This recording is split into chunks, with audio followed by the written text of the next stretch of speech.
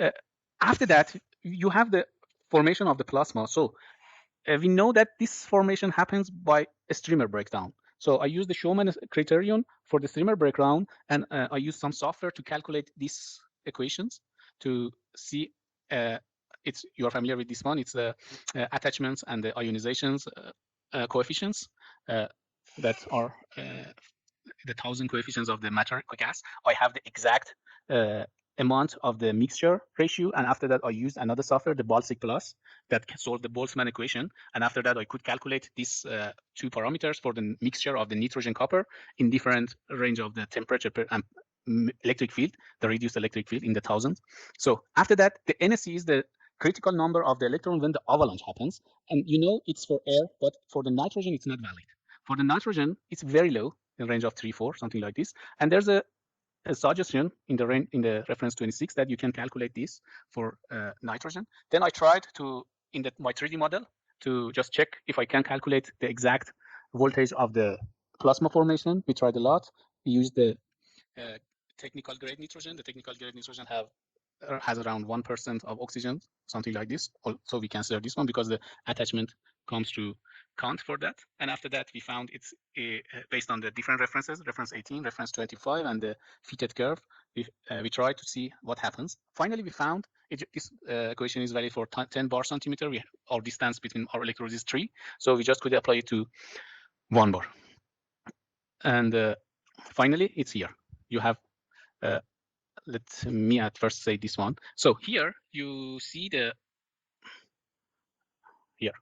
you will see these green curves are the voltage of explosion for the explosion of different size of wire, 25, 40, and 100 micrometer. As I explained at first, what happens when it's warmed up, after that reaches to the point of explosion, the explosion happens, and after that here the voltage comes down, and it means that the plasma is generated here. So it was the difference behavior that we saw between the different size of wire. There's a way that you can calculate the exact speed of the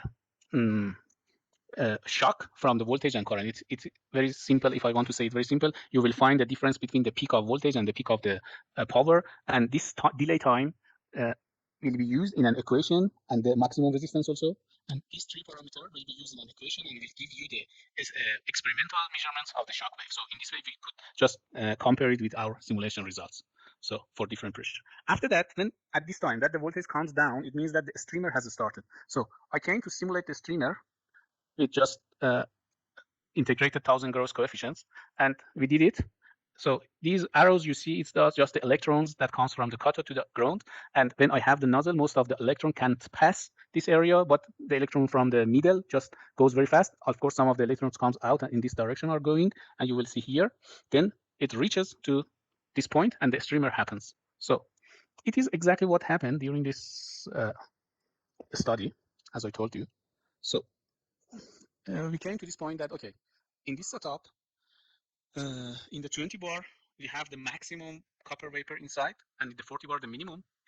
So that's the reason why I have the best current interruption performance in 40 bar and the worst in the 20 bar. So it's an animation that shows the behavior of the particles going from the cathode to the anode when we are simulating the streamer. The first item that reaches the ground, it means the group of the electron, just make the line or streams, and after that the breakdown happens and the plasma formation. So what happened? We just calculated based on the 1,000 gross coefficients.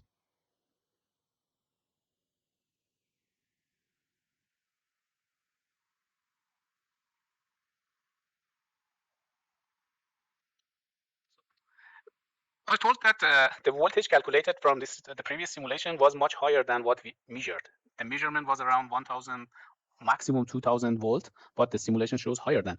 What's the reason? The reason is 2 things. One of them is when the wire is exploded, the X-ray is generated. It will be explained here. So once you have all that current, what do you do with it? The simplest thing to do is to create a Z-pinch. So we just run current through a fine wire. By fine, I mean tens of microns in diameter. And so what happens is this current heats the core, or heats the wire. We go from solid to liquid to gas very, very quickly. And then eventually we ionize the material and form this low-density corona around the dense core. This corona carries a large majority of the current. And what happens is that the self-imposed magnetic field confines and starts to compress the plasma. And eventually you develop instabilities. The easiest way to think about these is to consider that along this fine wire, the diameter is not perfectly uniform when the corona forms, and so we have some regions that have a slightly smaller radius. At those slightly smaller radii, we have larger magnetic fields. The larger magnetic fields do more compression, so we get even smaller radii, and we get kind of a positive feedback loop that runs away. Eventually, the compression gets to a point where we develop hotspots somewhere along the length of this wire. These hotspots are roughly a micron in size and can get up to 1 keV in temperature, and they release large bursts of X-rays somewhere along the length of the wire, which is typically a centimeter long.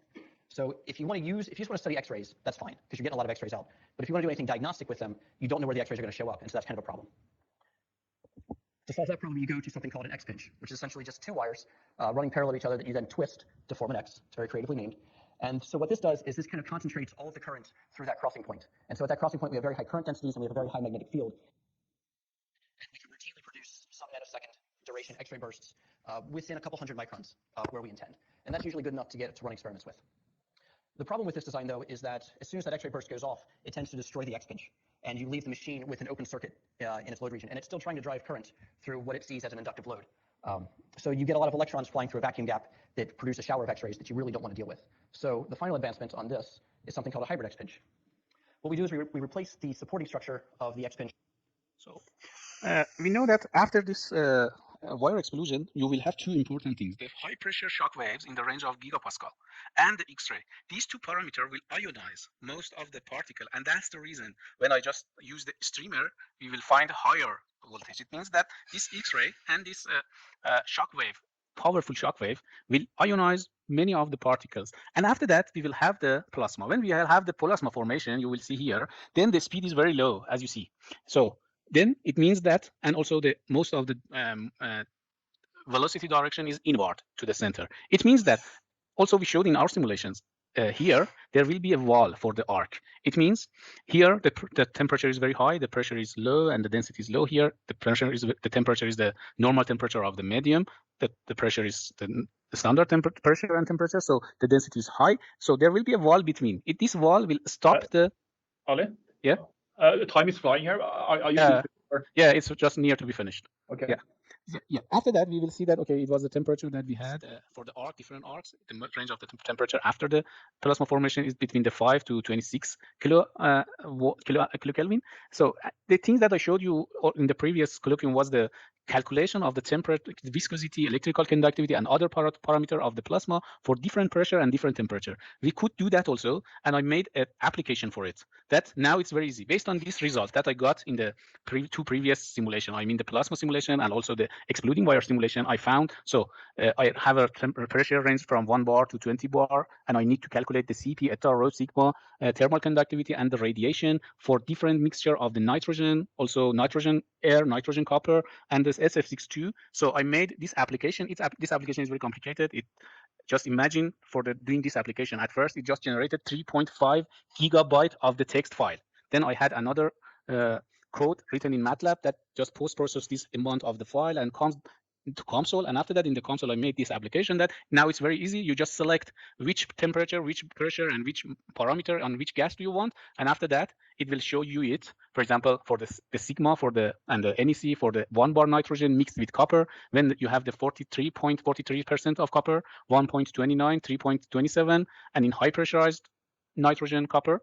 So this is the thing that we did for this period. Thank you for your attention, and it's done.